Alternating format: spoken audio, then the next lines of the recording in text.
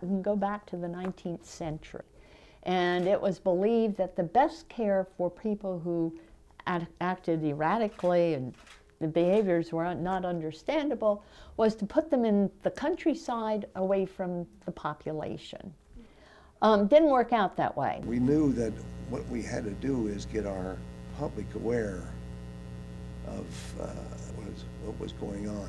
And in those days, it was not NAMI, it was called Pathway to Independence. And Ed and Vivian Brazil, who were kind of co-leaders of a Pathways to Independence group. He was the founder of the NAMI in this part of the country. And that was the start.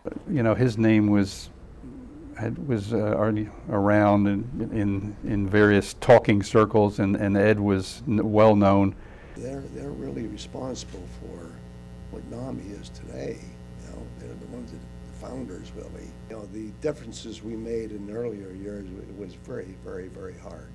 We had a great number of people that came through in that way. Some would stay, some would not. When I did finally join, Ed had retired, so to speak, from NAMI Northern Virginia, and Bob Simon had taken over as president. Bob eventually stepped down as president, and I think Carol Ulrich, she took over as president right after he left. Then, you know, Jim Payne was president for a couple of years, and now